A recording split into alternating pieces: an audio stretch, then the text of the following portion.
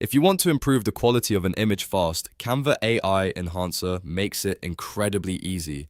In this video, I'll show you exactly how to use Canva AI Enhancer step by step so you can sharpen photos, improve details, and make your images look cleaner in just a few clicks. And if you find this tutorial helpful, make sure to hit the like button and subscribe for more simple software tutorials just like this. Alright, let's jump right in. First, open Canva and make sure you're signed into your account. Once you're on the Canva home screen, choose the photo you want to enhance. This can be an uploaded image from your computer or a photo already inside one of your designs. The important thing is to select the image first so Canva knows which file you want to edit. After your photo is selected, look for the edit option at the top or in the editing menu.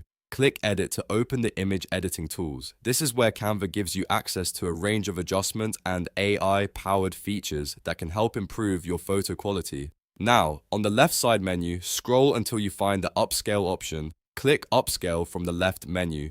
Canva will then process the image and improve its resolution and overall clarity. This is especially useful if your photo looks a little blurry, soft, or low quality, and you want it to appear sharper for social media, thumbnails, presentations, or marketing graphics. Once the upscale process is complete, take a moment to compare the enhanced version with the original. You should notice better detail, improved sharpness, and a more polished look overall. If needed, you can continue making additional edits in Canva, like adjusting brightness, cropping, or adding text, but the main enhancement step is now done.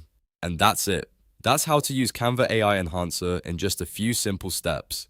Select your photo, click Edit, and then click Upscale from the left menu. It's a quick way to upgrade your images without needing advanced editing skills or complicated software. If this tutorial helped you out, please give the video a like and subscribe to the channel for more easy Canva tips and beginner-friendly guides. Thanks for watching, and I'll see you in the next one.